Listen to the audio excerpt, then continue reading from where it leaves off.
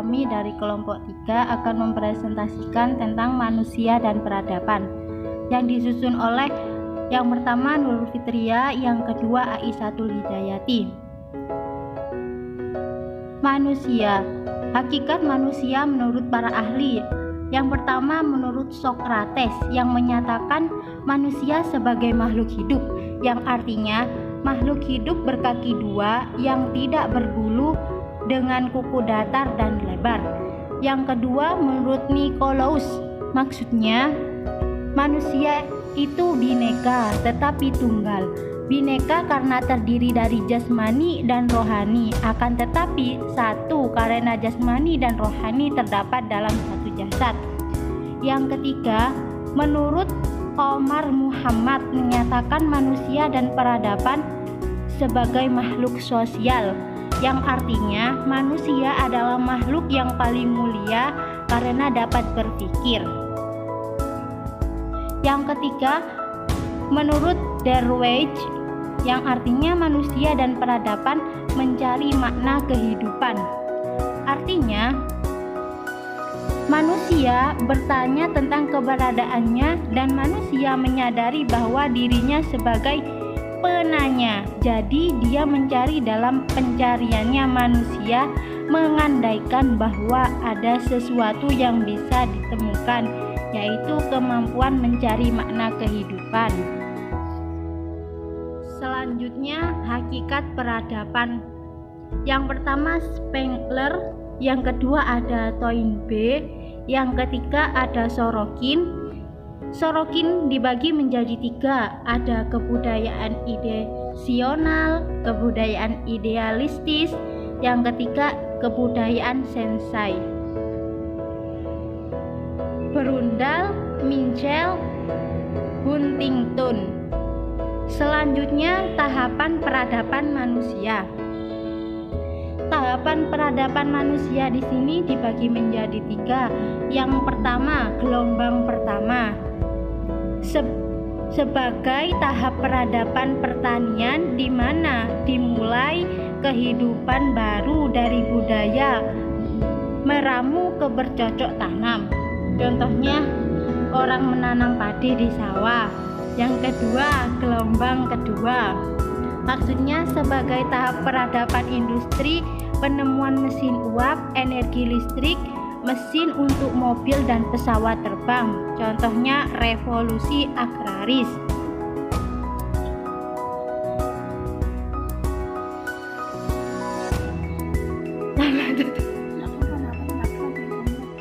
Gelombang ketiga sebagai tahap peradaban informasi, penemuan TI dan komunikasi dengan komputer atau alat komunikasi digital. Terdiri dari 3. Yang pertama, tradisi. Tradisi adalah kebiasaan yang dilakukan sejak lama dan menjadi bagian dari kehidupan suatu kelompok masyarakat, biasanya dari suatu negara, kebudayaan, waktu, atau agama yang sama. Yang kedua, modernisasi. Secara harfiah, modernisasi berarti proses menuju masa kini atau proses menuju masyarakat yang modern.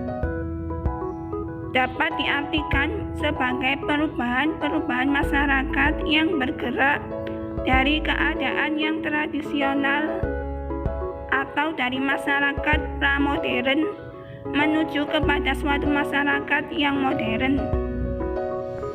Yang ketiga, masyarakat madani. Masyarakat madani adalah sebuah kontraposisi dari masyarakat militer merujuk pada Bachmueller. Ada beberapa karakteristik masyarakat madani diantaranya terintegrasinya individu dan kelompok, menyebarnya kekuasaan sehingga kepentingan yang mendominasi dalam masyarakat dapat dikurangi, dilengkapinya program-program kepentingan individu, menjembataninya kepentingan individu, mampu memberikan masukan-masukan terhadap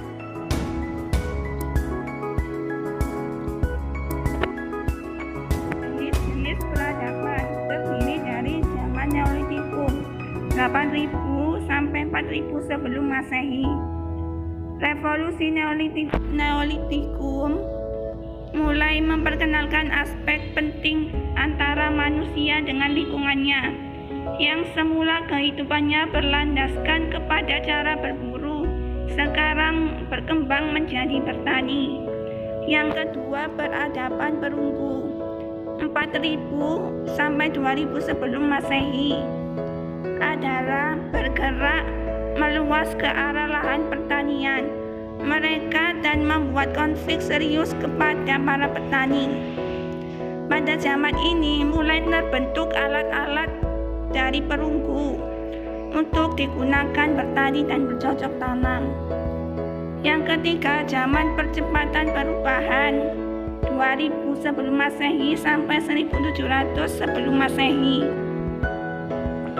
Temuan sejak zaman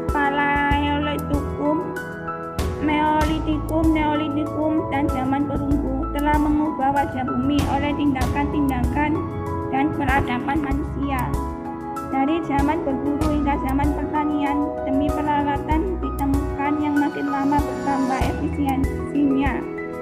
Perubahan aliran sungai Efrat dilaksanakan, pembuatan bendungan di bagian hulu dikerjakan. Mulai tercipta sebuah bangunan-bangunan yang diciptakan dari manusia. Yang terakhir, revolusi industri. Dari waktu ke waktu zaman prasejarah tampaknya terdapat permasalahan mengenai energi. Revolusi industri dimulai dengan penemuan energi uap dan mesin uap oleh James Watt. Pada masa ini banyak kehadiran mesin-mesin industri yang diperkenalkan. Implikasi perkembangan dunia berkembang